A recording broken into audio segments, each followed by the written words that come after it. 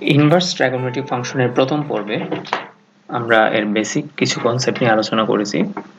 আজকে আমরা এই রিলেটেড কিছু প্রবলেম সলভ করব। প্রথমে আসি মুখ্য মানের ব্যাপারে। আমরা যদি বলি sin ইনভার্স অফ √3/2 এর মান কত, সেই ক্ষেত্রে আনসার 6 ডিগ্রিও হতে পারে, এখানে 120 ডিগ্রি হতে পারে এবং আরো অনেক মান আসতে পারে। যেহেতু এখানে আমি 120 পর্যন্ত নিয়েছি, এখানে দুটি মানই পাওয়া যাচ্ছে, 60 এবং 120। কিন্তু মুখ্য মান কত? মুখ্য মান হবে এই অ্যাঙ্গেলগুলোর মধ্যে সবচেয়ে ক্ষুদ্রতম যে অ্যাঙ্গেল। এখানে 120 এবং 60 ডিগ্রির মধ্যে ক্ষুদ্রতম হচ্ছে 60 ডিগ্রি, এবং একই সাথে এই 60 ডিগ্রি sin ইনভার্স x এর যে রেঞ্জ -90 ডিগ্রি থেকে +90 ডিগ্রি পর্যন্ত তার মধ্যে অবস্থিত। তাই sin ইনভার্স অফ √3/2 এর মুখ্য মান হবে 60 ডিগ্রি। cos ইনভার্স অফ 1/√2 এর মুখ্য মান কত? এখানে আমরা জানি cos 45 ডিগ্রির ভ্যালু হচ্ছে 1/√2, একই সাথে cos -45 ডিগ্রির ভ্যালু 1/√2। এখন cos ইনভার্স অফ 1/√2 এর মুখ্য মান কি 45 হবে না -45 হবে? তো এই ধরনের ক্ষেত্রে, অর্থাৎ একই ধরনের মান যদি ধনাত্মক এবং ঋণাত্মক হিসেবে আসে, আমরা ধনাত্মক মানটিকে মুখ্য মান হিসেবে নিয়ে নেব। সেটা হচ্ছে একটা এক্সেপশনাল কেস।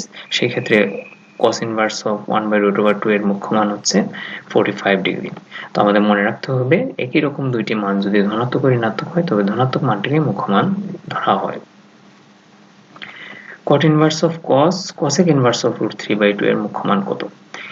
এখানে এই ধরনের চেইন ফাংশন যদি দেয়া থাকে, আসলে এটাকে আমরা যদি ভেঙে লিখি, এটা মানে হচ্ছে যে √3/2 এর cosec ইনভার্স করার পর যা পাবো সেটাকে cosine করার পর যা পাবো সেটাকে cot ইনভার্স করতে হবে। তো প্রথমে আমরা cosec ইনভার্স অফ √3/2 নিয়ে কাজ করব। খেয়াল করে দেখো, cosec ইনভার্স অফ √3/2 এর পাশেই, এর সামনে হচ্ছে কোসাইন, অর্থাৎ আমরা cosec ইনভার্স অফ √3/2 কে আমরা cos ইনভার্সে কনভার্ট করে ফেললে cos এবং এখানে cos ইনভার্স ক্যান্সেল হয়ে যাবে। তো সেই ক্ষেত্রে আমরা একটা রাইট অ্যাঙ্গেল ট্রায়াঙ্গেলের সাহায্য নিব। আমরা জানি cosec থিটা হচ্ছে অতিভুজ বাই লম্ব, সেই ক্ষেত্রে এখানে থিটা কোণের সমকোণী ত্রিভুজের অতিভুজ হবে √3 আর লম্ব হবে √2। হিসাব করে আমরা এখান থেকে ভূমির পরিমাণ বের করলাম, √3 square minus √2 square equal to 1।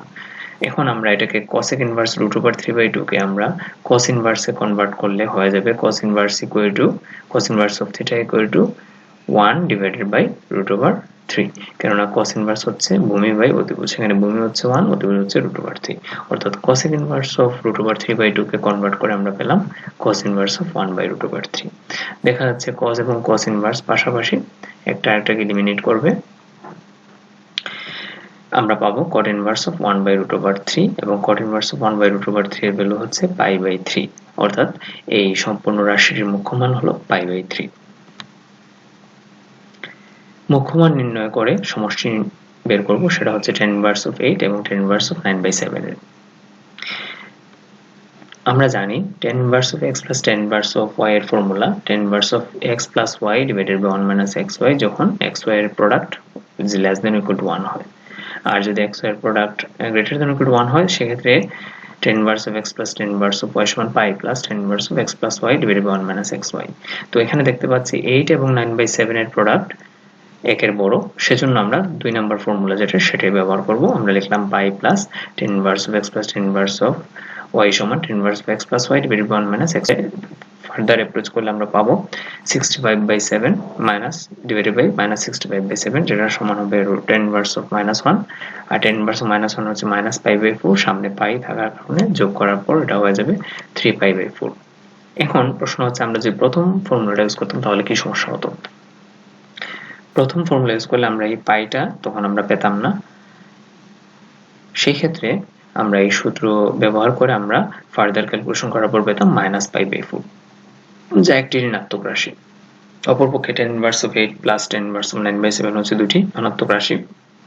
দুটি ধনাত্মক রাশির যোগফল কোনোদিন ঋণাত্মক হয় না, সেটা একটা কন্ট্রাডিকশন। এই কন্ট্রাডিকশন থেকে বের হওয়ার জন্যই আসলে এই ফর্মুলাটি ব্যবহার করা হয়।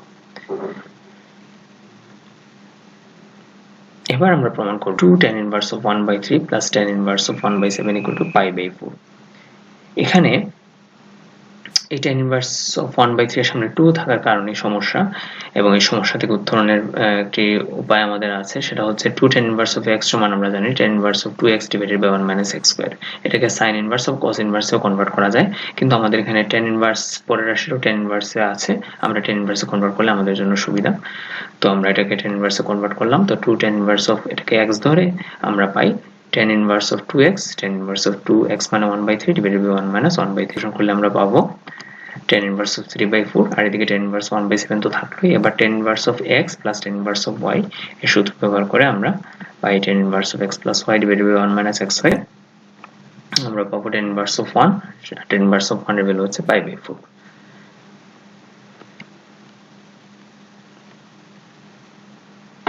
দেখাও যে 4 sin inverse of 1/√5 plus cot inverse of 3 equal to pi। তো এই ক্ষেত্রে লেফট সাইডে হচ্ছে আমাদের 4 sin inverse of 1/√5 plus cot inverse of 3। আমরা এখানে এই sin inverse কে এবং cot inverse কে আমরা tan এ কনভার্ট করে নেব। প্রথমে আমরা sin inverse কে কিভাবে tan এ কনভার্ট করব, সেই ক্ষেত্রে আবার আমরা একটা সমকোণী ত্রিভুজের সাহায্য নিব। আমরা জানি sin θ হচ্ছে লম্ব বাই অতিভুজ, তো লম্ব এখানে হচ্ছে 1, অতিভুজ হচ্ছে √5, ক্যালকুলেশন করার পর ভূমির পরিমাণ আসবে 2, অর্থাৎ এটাকে যদি আমরা tan ইনভার্সে লিখতে চাই তাহলে tan ইনভার্স অফ θ হবে লম্ব বাই ভূমি, সেক্ষেত্রে tan ইনভার্স অফ 1/2, অর্থাৎ sin ইনভার্স x কে sin ইনভার্স 1/√5 কে আমরা লিখতে পারি tan ইনভার্স অফ 1/2। অপরপক্ষে cot ইনভার্স অফ 3 সেটাকে আমরা ডাইরেক্টলি tan ইনভার্স অফ 1/3 লিখতে পারি, কেননা cot ইনভার্স এবং tan ইনভার্স একটা আরেকটার অপোজিট। এবার tan inverse of half plus tan inverse of 1/3, tan inverse x plus y এর ফর্মুলা অনুযায়ী আমরা এটা পাবো tan inverse of half plus 1/3 divided by 1 minus half into 1/3, যেটাকে ফার্দার ক্যালকুলেশন করলে পাবো tan ইনভার্স অফ 1, আর tan ইনভার্স অফ 1 সমান হচ্ছে pi/4, 4 ক্যান্সেল করলে আমরা পাই pi। দেখাও যে sin inverse of 3/5 plus half cos inverse of 5/13 minus cot inverse of 2 equal to tan inverse of 28/29। Left hand সাইডে আছে sin inverse of 3/5 half cos inverse of 5/13 minus cot inverse of 2। তো sin এবং cot inverse 2 কে আমরা সহজেই tan এ রূপান্তরিত করতে পারবো। আমাদের সমস্যাটা হচ্ছে half cos inverse of 5/13 নিয়ে। তো সেটা করার জন্য আমরা ধরে নিব half cos inverse of 5/13 সমান θ, সেখান থেকে 2 কে ক্রস মাল্টিপ্লিকেশন করে নিয়ে ওই পাশে নিলে আমরা পাবো cos inverse of 5/13 সমান 2θ। এবার cos inverse কে ওই পাশে নিয়ে গেলে cos inverse এর ইনভার্স cos কে ওই পাশে গেলে এটা হচ্ছে cosine of 2θ, এদিকে থাকবে 5/13। cos 2θ কে আমরা লিখতে পারি 1 minus tan square θ divided by 1 plus tan square θ। এরপর ক্রস মাল্টিপ্লিকেশন করলে আমরা পাবো 5 plus 5 tan square θ equal to 13 minus 13 tan square θ। সেটাকে ফার্দার ক্যালকুলেশন করলে আসে 18 tan square θ equal to 8, tan square θ সমান আসবে করার পর এবং স্কয়ার রুট করার পর আমরা পাবো tan θ equal to 2/3। সেখান থেকে আমরা θ সমান পাবো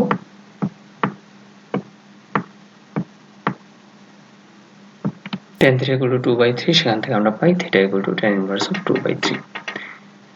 আর এই sin inverse 3/5 কে কনভার্ট করার জন্য আমাদের একটা রাইট অ্যাঙ্গেল ট্রায়াঙ্গেলের সাহায্য নিতে হবে। আমরা জানি sin θ সমান হচ্ছে লম্ব বাই অতিভুজ, সেক্ষেত্রে লম্ব হচ্ছে 3, অতিভুজ হচ্ছে 5, 3/5, সেখান থেকে আমরা ভূমির পরিমাণ বের করলাম, সেটা হচ্ছে আসলে 4, তার মানে এটাকে আমরা tan এ লিখলে আসবে tan θ equal to 3/4। তো আমরা পাচ্ছি tan inverse 3/4, এখান থেকে আসলো tan inverse 2/3, R cot inverse of 2 যেভাবে আছে সেটাকে সেভাবে রাখলাম। পরবর্তীতে এটাকে আমরা tan inverse of half হিসেবে লিখতে পারবো। এবার প্রথম দুইটাকে ফর্মুলায় নিলাম, tan inverse of x plus tan inverse of y এর ফর্মুলায় নিয়ম করার পর আসে tan inverse of 17/6, আর ওইদিকে tan inverse of half আছে, সেটাকে আবার tan inverse of x minus y এর ফর্মুলায় নিলে আসে tan inverse 8/29 পেয়ে যাবো।